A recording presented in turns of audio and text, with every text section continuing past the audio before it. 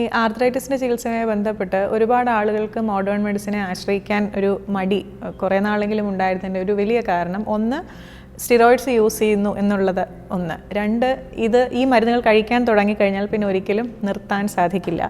അപ്പോൾ ഇത്രയും കാലയളവിൽ മരുന്ന് കഴിച്ചുകൊണ്ടിരിക്കുമ്പോൾ അതിൻ്റെ സൈഡ് ഇഫക്ട്സ് ഇങ്ങനെയുള്ള ഇതുമായി ബന്ധപ്പെട്ട് കുറേ ഭയങ്ങൾ ഉണ്ട്. അതിനെക്കുറിച്ച് ഒന്ന് ഡോക്ടർ സൂചിപ്പിക്കാമോ? നമ്മളെപ്പോഴും നമ്മളൊരു അസുഖത്തിൻ്റെ ചികിത്സയുടെ സക്സസ്സിനെ നിശ്ചയിക്കുന്നത് രണ്ട് കാര്യങ്ങൾ വെച്ചിട്ടാണ്. What is the rate of morbidity, mortality. Morbidity എന്ന് പറഞ്ഞാൽ ആ അസുഖം കൊണ്ട് നമുക്ക് വരുന്ന നമ്മുടെ ദൈനംദിന ജീവിതത്തിൽ എത്രത്തോളമാണ് അസുഖം നമ്മളെ എഫക്റ്റ് ചെയ്തിട്ടുള്ളത്.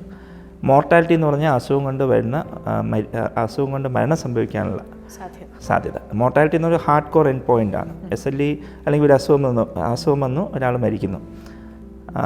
ആ അസുഖം വന്ന് മരിക്കുന്നതിൻ്റെ നമ്പർ കൂട്ടുമ്പോൾ ശരിക്കും മോർട്ടാലിറ്റി സ്റ്റഡീസ് SLEയിൽ അമേരിക്കയിൽ നിന്നും കാനഡയിൽ നിന്നൊക്കെ കാര്യമായിട്ട് വന്നിട്ടുണ്ട്.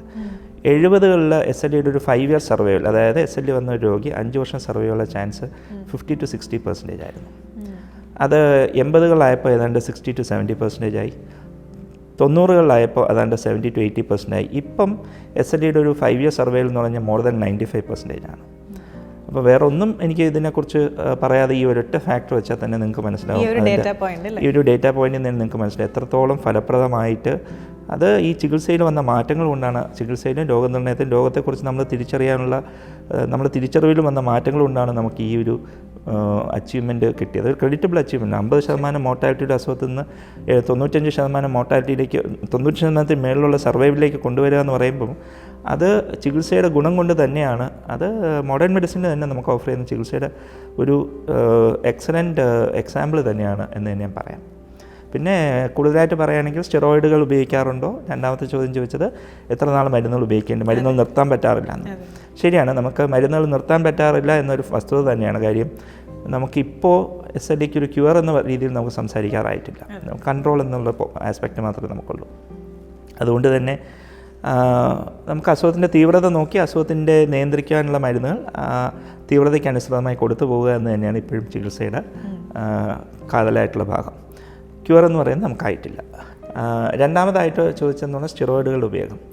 SLE ഒരു അസുഖം തന്നെയാണ്. നമുക്ക് സ്റ്റിറോയിഡുകൾ കുറച്ച് കൂടുതൽ ഉപയോഗിക്കേണ്ട അസുഖങ്ങൾ തന്നെയാണ്. പ്രത്യേകിച്ചും ഈ മേജർ ഓർഗൻ SLE എന്ന് പറയുന്ന അസുഖത്തിനകത്ത് നമ്മൾ ഹൈ ഡോസ് സ്റ്റിറോയിഡ്സ് തന്നെ പലപ്പോഴും സ്റ്റാർട്ടിങ്ങിൽ യൂസ് ചെയ്യേണ്ടി വരും. അസുഖത്തിൻ്റെ തീവ്രതയ്ക്കനുസരിച്ച് നമുക്ക് ആ സ്റ്റിറോയിഡിൻ്റെ ഉപയോഗം നിശ്ചയിക്കേണ്ടി വരും. ചിലപ്പോൾ വളരെ ഹൈ ഡോസ് ഉപയോഗിക്കേണ്ടി വരും, ചിലപ്പോൾ നടുക്കത്തെ ഡോസ് ഉപയോഗിക്കേണ്ടി വരും. പക്ഷേ ഇതിനകത്തൊക്കെ ഉപയോഗിക്കുമ്പോൾ ഇതിനകത്തുള്ള ഫാക്ടർ എന്ന് പറഞ്ഞു കഴിഞ്ഞാൽ നമ്മൾ എപ്പോഴും ടാർഗറ്റ് ചെയ്യുന്ന ഏറ്റവും ലോവസ്റ്റ് ഡോസ് ലോവസ്റ്റ് ഡ്യൂറേഷൻ എന്ന് തന്നെയാണ് നമ്മൾ കണക്കാക്കുന്നത്.